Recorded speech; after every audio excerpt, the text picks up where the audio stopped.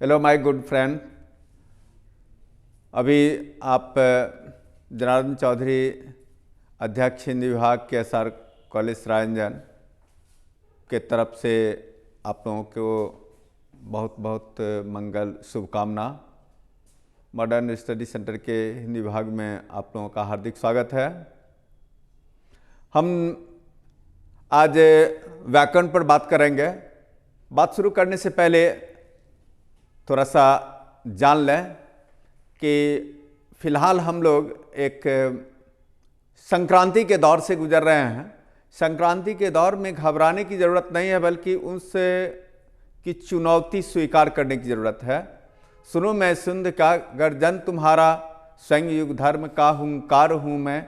इसी उद्घोष के साथ हम लोग चुनौती को स्वीकार करें। कोरोना काल की चुनौती को एक खुली चुनौती दें। तो पाठ हम शुरू करते हैं व्याकरण से। आज हमारा पाठ है लोकोक्ति एवं मुहावरा। सबसे पहले समझना है कि ये लोकोक्ति क्या है, मुहावरा क्या है। लोकोक्ति नाम से स्पष्ट है, लोक की उक्ति अर्थात जन की उक्ति। जब कोई उक्ति जन भाषा की होती है और वह विशेष अर्थ में साहित्य में लोक प्रचलित हो जाती है तो वही लोकोक्ति है। और जब कोई विद्वानों की भाषा कहने का तात्पर्य हुआ व्याकरण की भाषा। व्याकरण के आधार पर जो भाषा बनती है वह भाषा यदि विशेष अर्थ में लोक प्रचलित हो जाती है, साहित्य में प्रचलित हो जाती है, तो वह मुहावरा। इसी को यहाँ पर स्पष्ट किया गया है। जनभाषा की कोई उक्ति अर्थात लोक भाषा की कोई उक्ति जब विशेष अर्थ में लोक प्रचलित हो जाती है तो उसे लोकोक्ति कहते हैं। जैसे नाच न आवे तो अंगना टेढ़। यहाँ पर आप देख रहे हैं नाच न आवे तो अंगना टेढ़, यह आम आदमी की उक्ति है।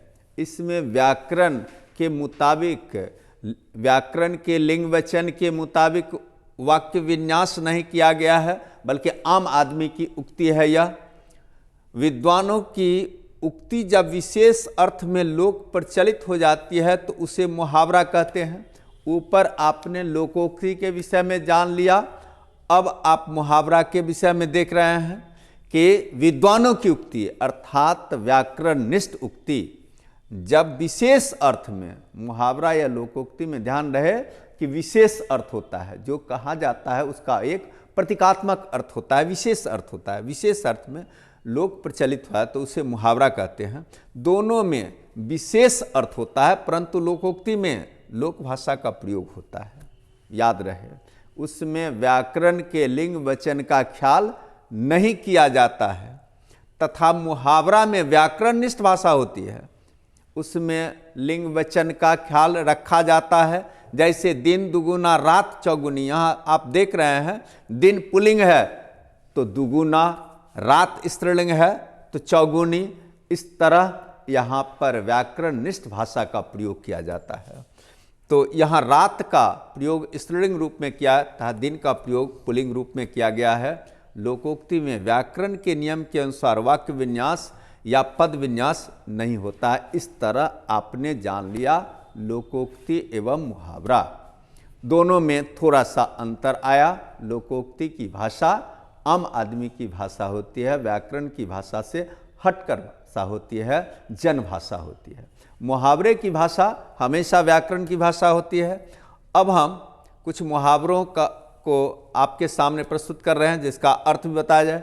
यही अर्थ आपको परीक्षा में पूछा जाएगा।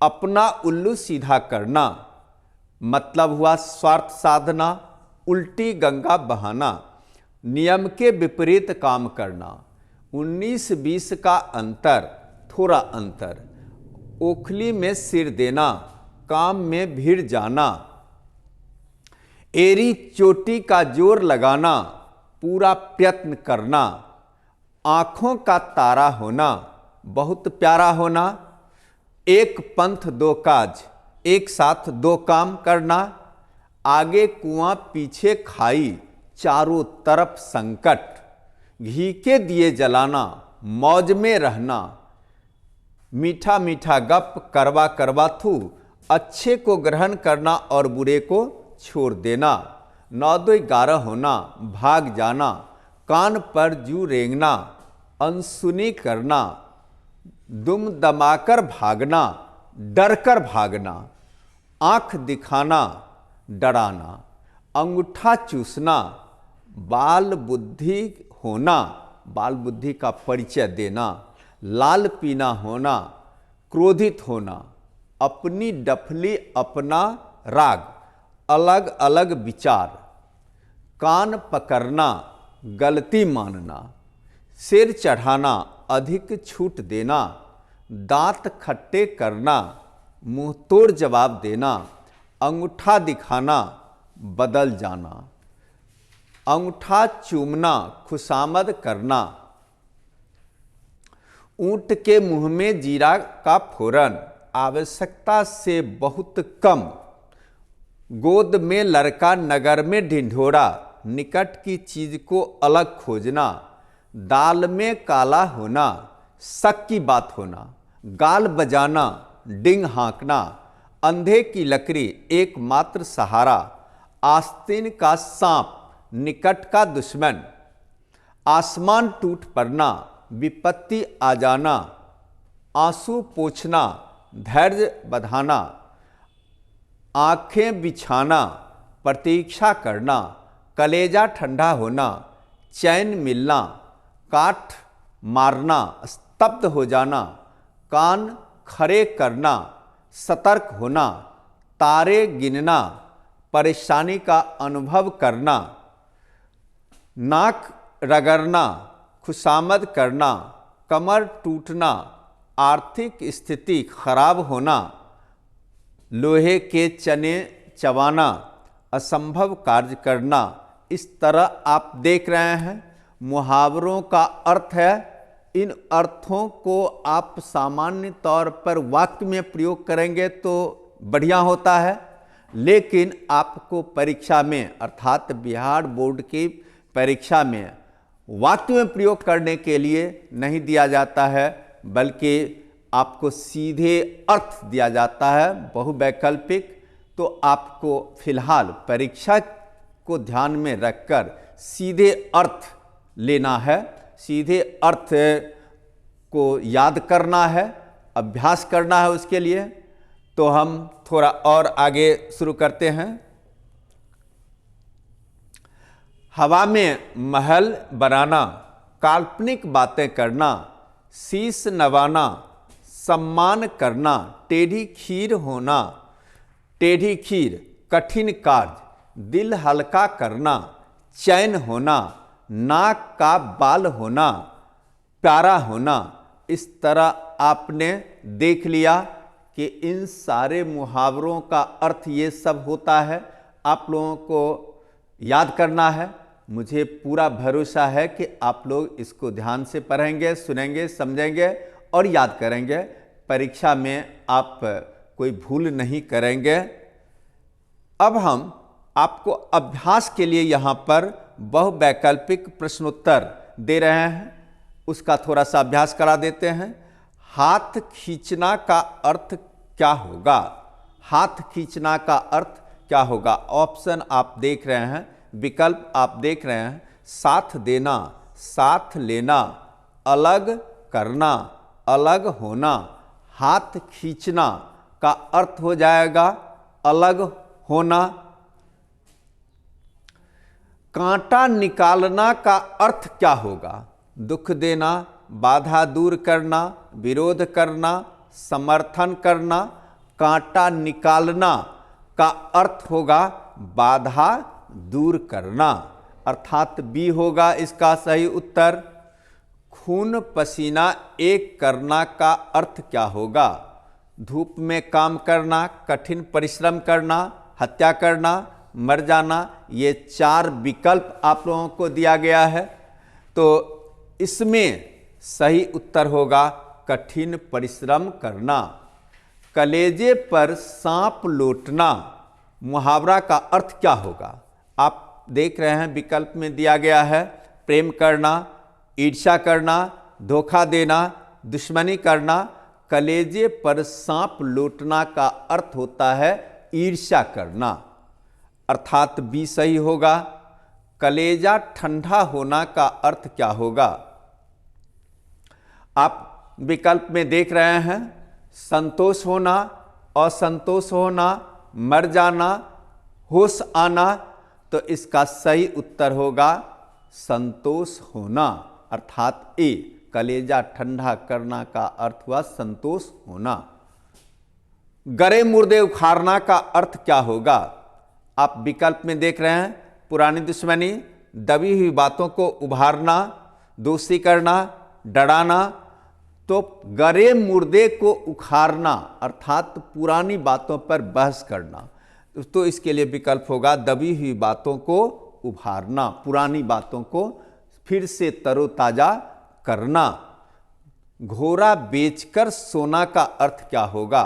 घोड़ा बेचकर सोना का अर्थ आप विकल्प में देख रहे हैं, मुनाफा कमाना, बेफिक्र होना, घोड़ा बेच देना, घर बेच देना। ये सब आप विकल्प के रूप में देख रहे हैं। इसका सही उत्तर होगा बेफिक्र होना, अर्थात बी होगा। जूती चाटना का अर्थ क्या होगा? विकल्प में आप देख रहे हैं, विरोध करना, चापलूसी करना, प्रशंसा करना, जूती साफ करना। तो इसका सही उत्तर होगा चापलूसी करना, अर्थात बी। टेढ़ी खीर होना का अर्थ क्या होगा? टेढ़ी खीर होना का अर्थ आप विकल्प में देख रहे हैं, कठिन काम, आसान काम, दुर्गम काम, सुगम मार्ग। यहाँ पर दुर्गम मार्ग है। तो आप देख रहे हैं कि टेढ़ी खीर का अर्थ होता है कठिन काम, अर्थात ए सही होगा।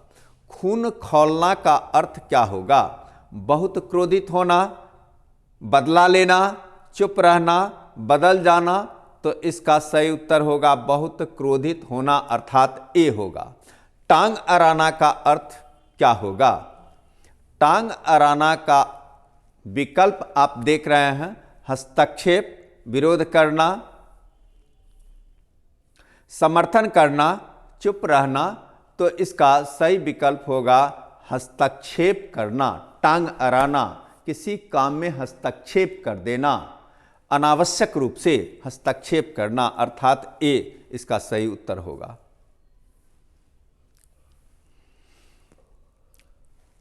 आप आगे देख रहे हैं, जी चुराना का अर्थ क्या होगा? जी चुराना का अर्थ दिल चुरा लेना, किसी काम से भागना, प्यार करना, भाग जाना। अब यहाँ पर आप जो देख रहे हैं विकल्प, उसमें से कोई चुनना है।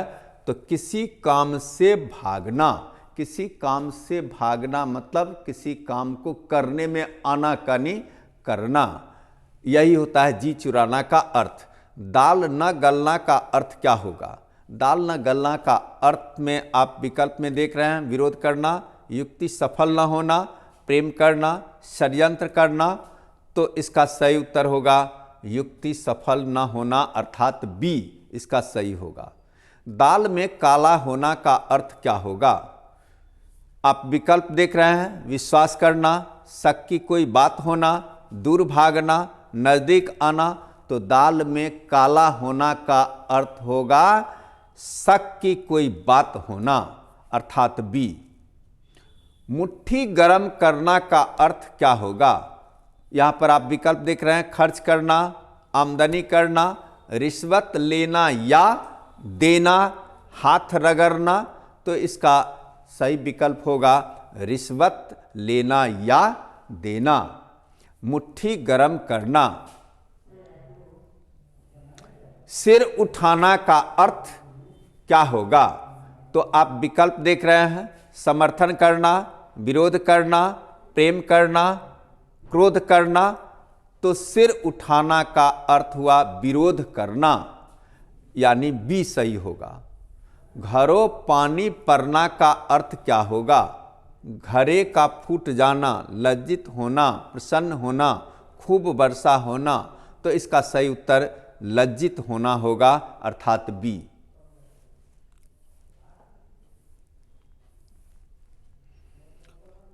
आगे है आसमान टूटना का अर्थ क्या होगा? तो आप विकल्प में देख रहे हैं, दुख होना, सुख होना, अचानक मुसीबत आना, तारा गिरना। तो इसका सही उत्तर होगा अचानक मुसीबत आना, अर्थात सी इसका सही उत्तर है।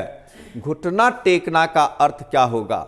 घुटना में दर्द होना, हार मानना, सावधान होना, ध्यान देना, ये सारे विकल्प आपको दिए गए हैं। घुटना टेकना का अर्थ होगा हार मान लेना, अर्थात बी। कान देना का अर्थ क्या होगा? आप विकल्प में देख रहे हैं, गले लगाना, ध्यान देना, हाथ धोना, प्रतीक्षा करना।